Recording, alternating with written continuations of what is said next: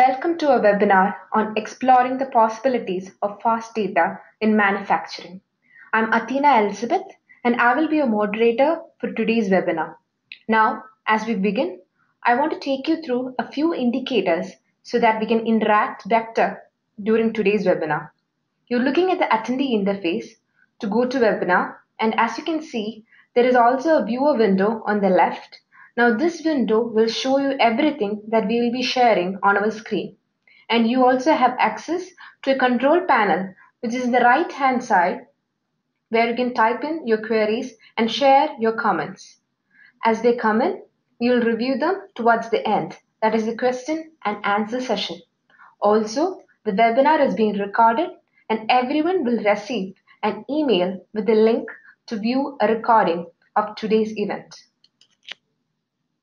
Let me introduce you to our speaker, Dheeraj Vijay, who is currently working as a technical architect at Suyati Technologies. He has 12 years of extensive experience across large enterprise data management solutions and their technical architecture planning.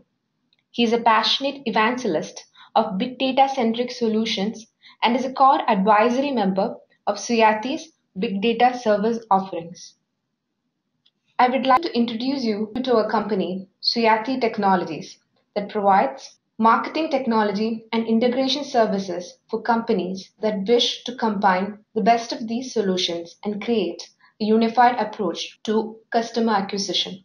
Our big data capabilities include data engineering and analytics. We ensure better and smoother management of enterprise data, providing intelligent insights for better decisions. Suyati's custom technology solutions have been deployed in companies in the US, Western Europe, and Australia, and we have helped many enterprises to leverage the web, cloud, mobile technologies to acquire customers through integrated digital marketing. We can use the social media handles that you see on the screen to post questions, or you can follow us or even tag us. I will take you through the agenda of the day. We will start off with an evolution of big data. Then we will move on to emergence of fast data, where we will take you to understanding the data everywhere concept. Then Dheeraj will tell you about industrial use cases where fast data can be applied with a particular focus on manufacturing use cases. And we will finally conclude with a Q&A session. That's all from my end. I'll pass it over to Dheeraj. Thank you, Adina, for the wonderful introduction. Hello, everyone. I'm really excited to talk about fast data and fast data use cases. Before we dive into the fast data use cases, let's understand the evolution of big data. There are mainly 4 phases in the big data evolution. First phase was about handling massive data. The exponential growth of the data and gathering of data produced caused the emergence of distributed systems which can run on commodity hardware.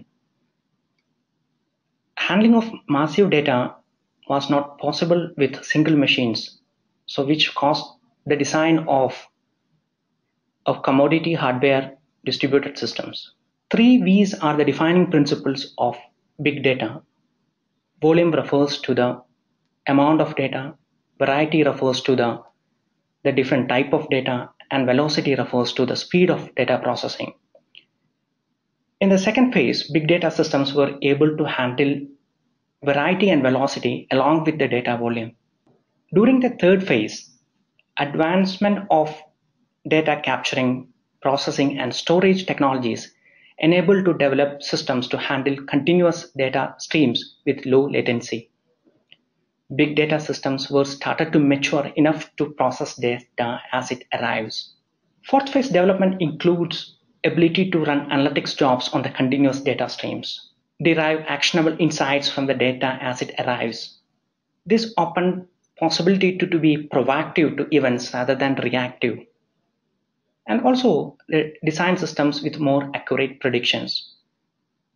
This caused a shift in the business thought process from a post-transaction approach to a pre-decision approach, which was a significant change.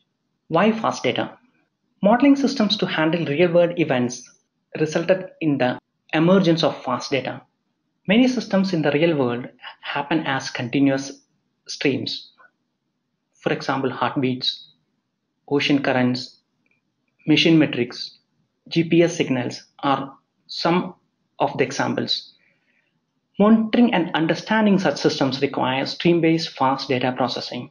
Fast decision making is required for scenarios where moment-to-moment insights are required. Examples: crowded source navigation, traffic update systems requires fast decision making. Time value of information is significant for many use cases. The value of particular insight diminishes quickly after the event. As you can see from the graph, the business value decreases drastically with more time spent. So this was the reason why fast data is emerging, and also people are thinking about switching to fast data systems. Organizations which are digitally transforming and planning to use data-centric business insights go through the below transformation steps. The first step is understanding and identifying the data. Second is like capturing the data where it resides, like especially data in silos. After capturing the data, next step is actually using that as a real-time events. The advancement in the third generation as well as the fourth generation big data technologies like Flink, Spark, as well as Kafka gave organizations big confidence to think in terms of data everywhere and use those data for better business decisions. Industries like healthcare can be advanced with data, especially with fast data processing. That tremendous amount of opportunities with the data as well as especially with the fast data. Vital MRIs data can be analyzed to provide real-time alerts.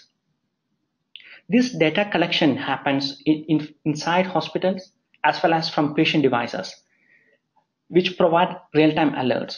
Especially the patient devices opens enormous opportunities in case of predictive analytics as well as alerts.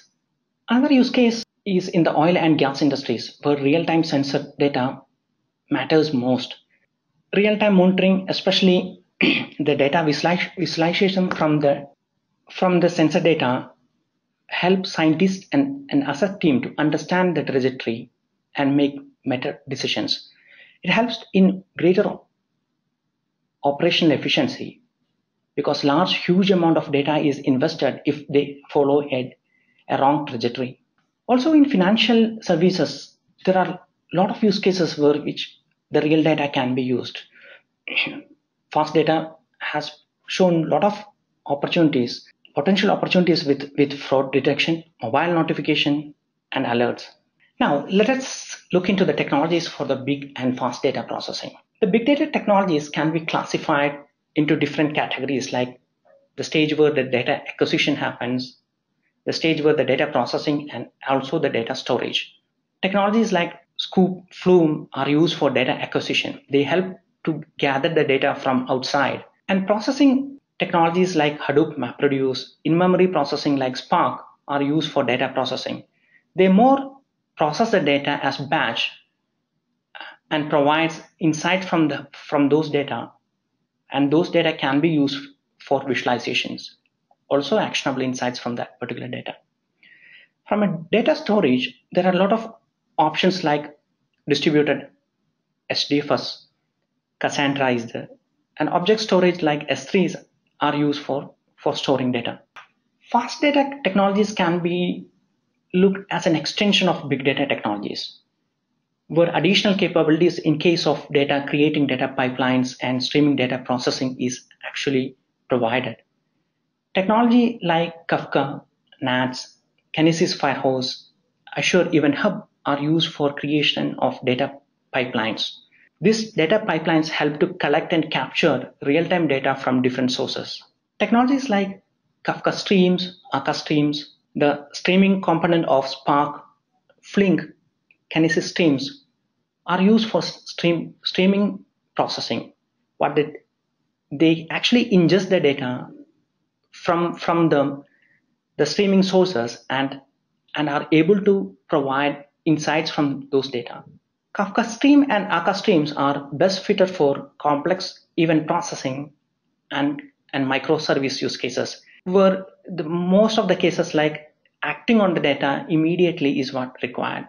For the cases where more processing power and analytics are required, Spark Streaming, which uses a micro batch, and Fling are used. Next, we move on to the manufacturing specific use cases. Proactive equipment maintenance. Proactive equipment maintenance is all about providing information upfront from a manufacturer perspective. How fast data helps there is like manufacturing companies to make quick identification of problems, enable manufacturing unit to make quick decisions and reconfigure changes to their product and process. This is very critical in a manufacturing unit. Why? Because if it is not done properly, there will be like excess inventory, and which is like brings a bottleneck to the manufacturing unit. Another use case in manufacturing is about the creation of or designing of an intelligent alarm or notifications. These alarms can be designed with the help of sensors.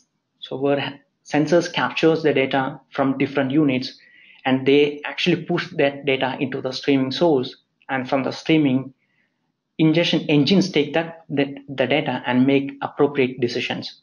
The real beauty lies in the formulation of alarms. It's not about capturing the data from one particular unit. It's actually helping the formulation of an alarming system from a different manufacturing unit which are geographically separated. This is a critical step in the manufacturing process because it helps in actually creating a smart factory where the units are connected with the help of data. Operational efficiency is kind of a combination of proactive equipment maintenance and intelligent alarms. It helps in actually minimizing the non-product time. The proper inventory management helps in actually attain the improved operation efficiency, bring more ROI to the company. One of the use case in the operation efficiency is like using sensor data to identify the air quality instead of actually running the air purifying systems where for manufacturing units where hazardous gas are generated. Rather, it can be done with the help of data. Like when the air quality decreases, the air purification systems can be turned on. Decision making from the data help in actually bringing better operational efficiency.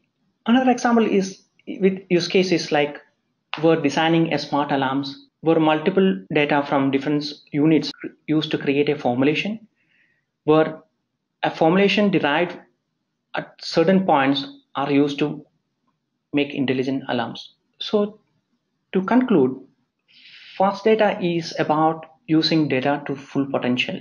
There are lots of use cases based on the real-time events happen in business. Fast data can be used across industries. Thank you, Dheeraj. It was a pleasure to have you on board. Now it is time for Q&A session. So we have a question. The first question is, Dheeraj, what are the disadvantages of real-time data processing? Real-time data processing or the fast data processing is like an extension of big data processing.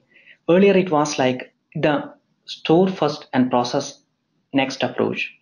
With the advancement, what happened is that the data as it arrives, the decision making can be taken. Now, batch processing itself is considered as a extended case of stream processing, where finite data can be consumed as a stream. So from a disadvantage perspective, fault tolerance is one of the areas where fast data need to improve. Okay. So we have another question.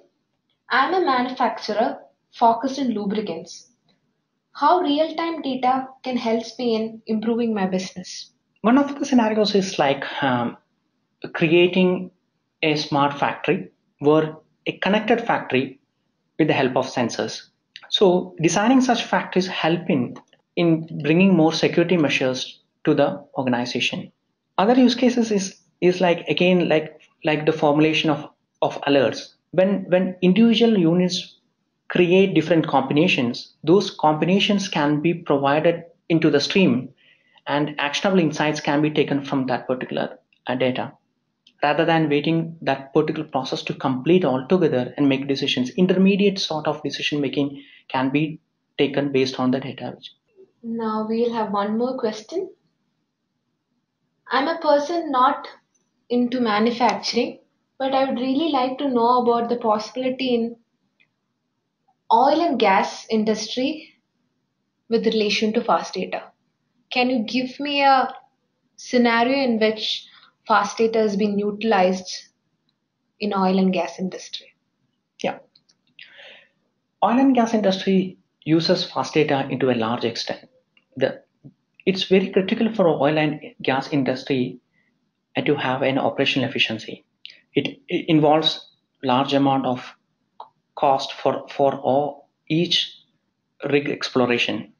So sensor data is actually used to to create a trajectory, especially a 3D sort of trajectory, which will be shown as a real-time monitors, or maybe like that data is actually used by geoscientists to correct the predicted trajectory, or else Okay. they can actually course correct according to the data it receives. Another use case in oil and gas industry is actually oil and gas industries is a combination of vendors. It's not about one vendor. Each individual units have different vendors. Okay. So some of the neutral vendors, what it does is that they captures the sensor data as a from different vendors and provide a visualization to the management, so that from different, it's basically a collection knowledge altogether.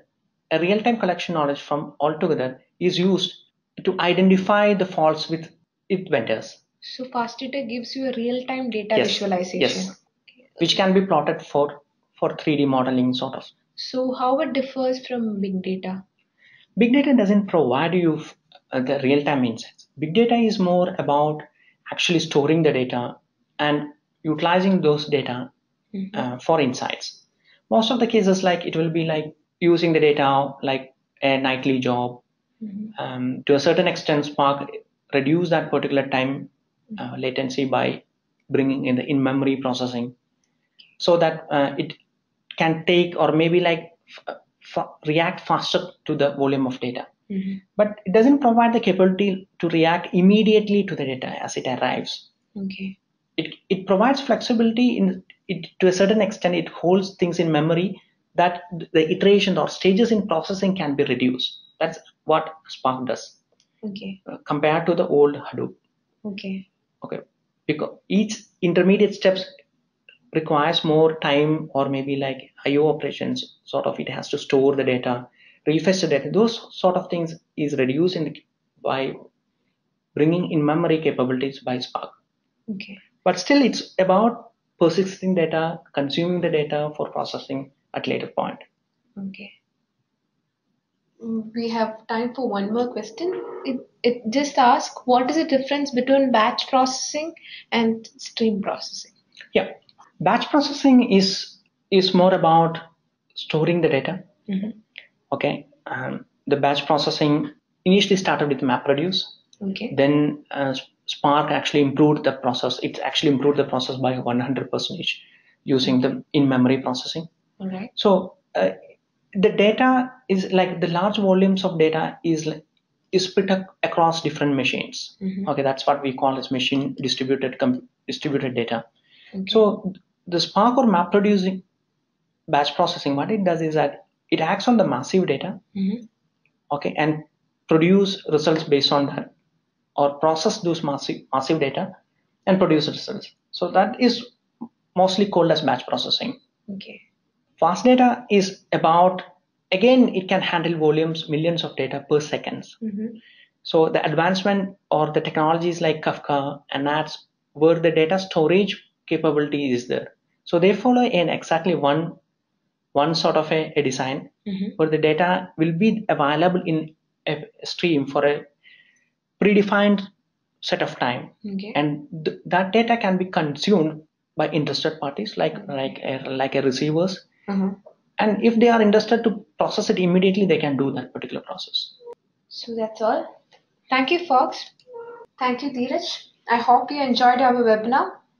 This is all the time we had. Please do look out for a follow-up mail. We will alert you on the on-demand status of the webinar so you can review any material that you missed or simply go over again. Any further queries regarding fast data, we will happy to take it offline. You can reach us at our social media or drop us an email at webinar@suyati.com. That brings us to the end of the webinar. On behalf of Dheeraj and our team at Suyati, thank you all for joining us and taking your time to attend. Have a good day.